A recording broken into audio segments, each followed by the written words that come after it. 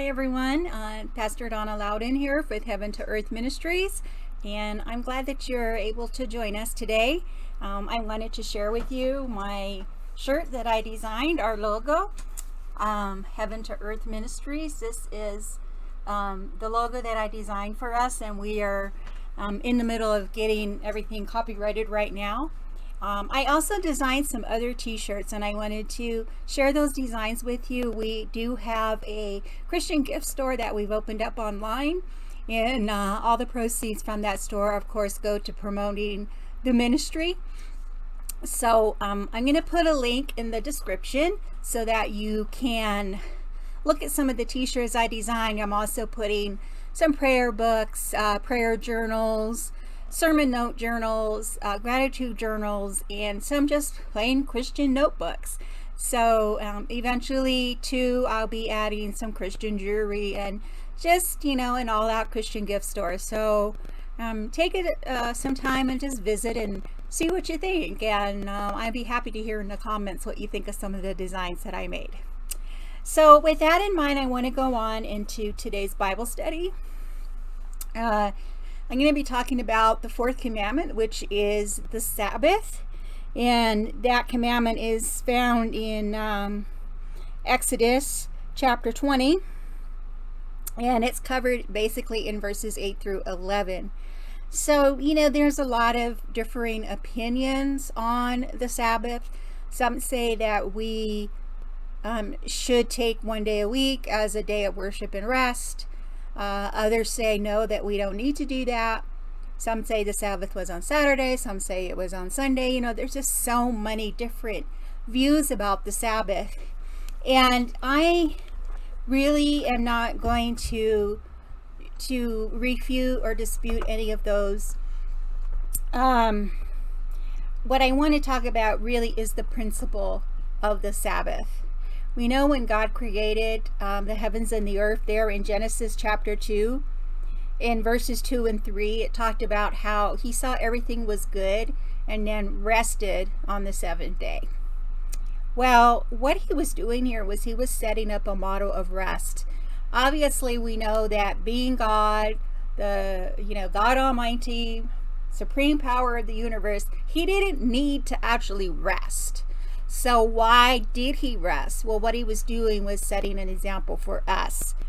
So when he gave the command to the nation of Israel, it was supposed to be a special day of worship and rest. They weren't supposed to do any work whatsoever on that day.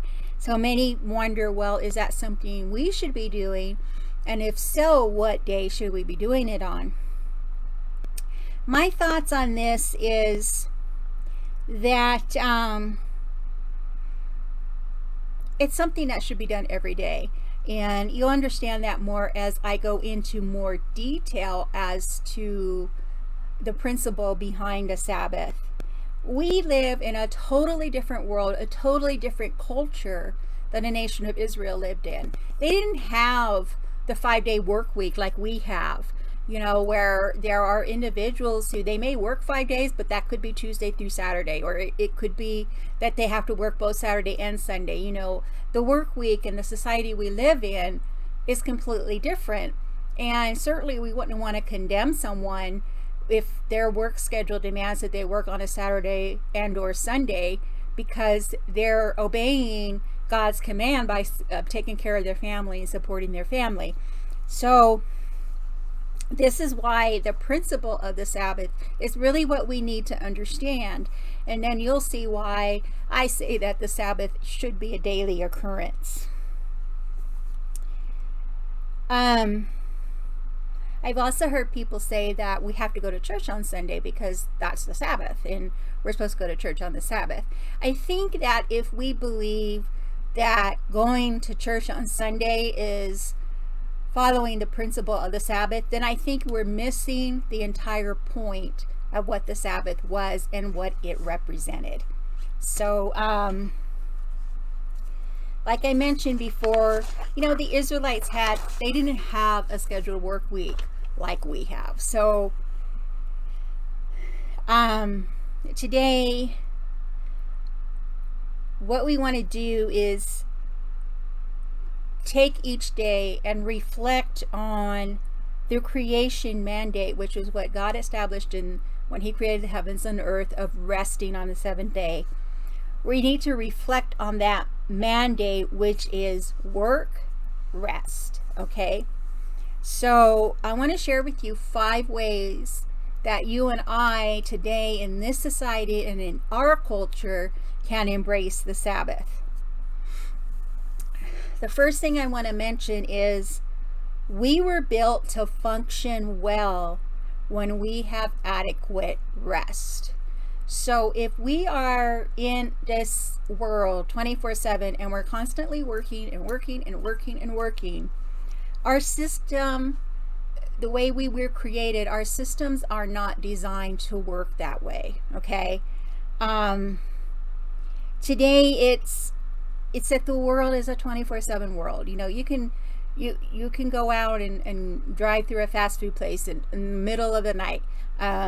You can be entertained even in your own homes throughout the entire night. That was something that the Israelites didn't have. It was like the sun went down, it was dark, it's time to go to sleep. We don't really have that because we have our artificial lighting, and like I said, you know, we have all these things that are going on to occupy our time, and it makes it easy for us to lose sight of how important it is to worship and rest.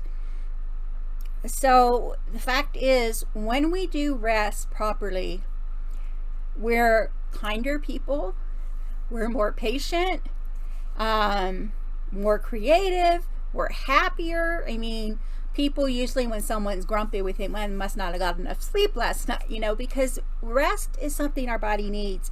And we're actually more productive when we've rested, and we do our best work when we've rested. So we can see why the concept of rest is a daily concept. And the same is true of worship. You know, with the society we live in, we are bombarded each and every day with attacks from Satan and his world.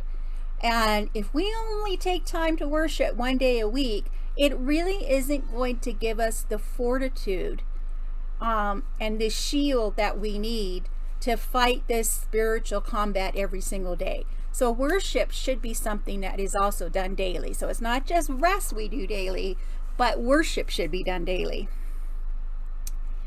And the second thing I want to mention is about being tired and being busy.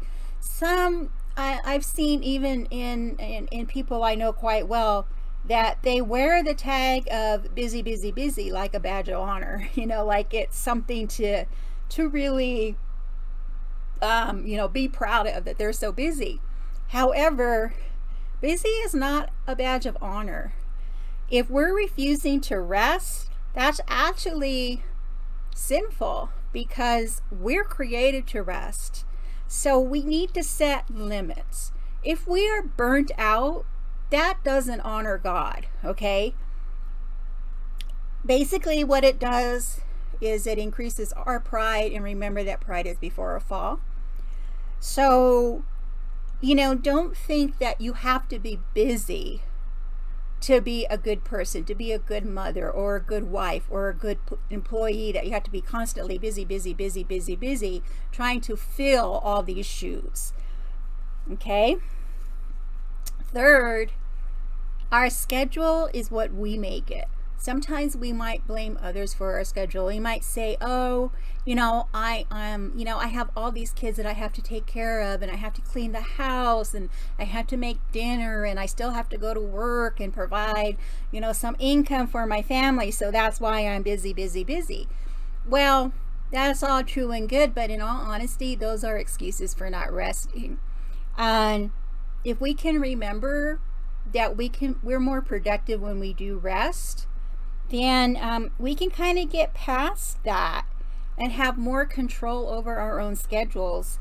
And you know, the definition of modesty is basically learning when to say no, or knowing what your limitations are. So, you know, we really do need to learn our limitations And we need to learn to say no. And I know that's easier said than done, because I'm one of those people that never want to say no to anybody. But now I've come to understand that there are times when we just have to say no, that is part of knowing what our limitations are, and that there are times when we can say no. There's only so many hours in a day. So sometimes getting adequate rest means that we need to cut back on certain activities. And just think about how much more productive we are if we have the rest, and also how much more productive we are spiritually when we take the time to worship on a daily basis. Also, the fourth point is that it's worth preparing for rest. Okay, so if that means rescheduling things, moving things around a certain way. I have a Happy Planner schedule book, and I use my Happy Planner to basically organize my life. It's a daily planner that I can use, and basically what I do is I have my morning, my afternoon, and my evenings, and so I put in there everything that has to be done, so that I can schedule my life, and that way when it's time to rest, I have scheduled to get the things that were important done that day, so that I can take the time to rest and worship. So things like cleaning the house and doing our laundry, shopping for groceries, working in the yard, that's not rest. Okay, it's just a different pace. It's just a different type of work. But rest is really resting. So plan our days so that we do rest adequately. Okay? And then the fifth point is that rest is holy. It's something that God set up way back when He created the heavens and earth. He mandated the principle of rest, work and rest. So holy means that we set something aside for a purpose, for a very special purpose. It's something special. So the principle of the Sabbath, in a nutshell, holy rest and worship on a daily basis. That's how we today in our society can adhere to the principle of the Sabbath. Rest daily, worship daily. Okay, those two things. We honor Jesus when we commit to working hard, but we also commit to adequate rest, and we also commit to daily worship. This is what brings honor to God. Being burned out, that doesn't bring honor to God, but being a productive worker does bring honor to God. So since we do live in a 24/7 society, we need to intentionally set aside time to rest and worship. And this is really going to make a big difference in our life. So if you find that you're running around in circles a lot, you feel like you're not getting enough rest, you feel like you're just too busy, and you're stressed out because you're so busy, maybe on the verge of burnout because you're so busy, try to apply the principle of the Sabbath every day and make sure you get adequate rest daily and that you worship daily. Okay? Worshiping daily can be something as simple as taking out your Bible when you first wake up and reading a chapter or two. Reading your daily devotional, listening to Christian music. I have found that if I start to get stressed out, all I need to do is turn on some nice Christian music, and it just puts me back into that Christ-like spiritual atmosphere. So those are some things that we can do to improve on our adequate work, adequate rest, daily worship. So I hope that you learned something today in our Bible study. And as you can see, I am not a believer in one day a week, because one day a week in our society as a Sabbath is not enough. It's not enough rest, and it's certainly not enough worship time. We have to have worship time every single day. So thank you for listening in on our Bible study today, and I hope you have a wonderful rest of the week. And please make sure to check out our Christian gift store. In the description, I link our website. I have a link for our donation site, and I have a link to the Christian gift store. So check them out and have a great day. Bye-bye.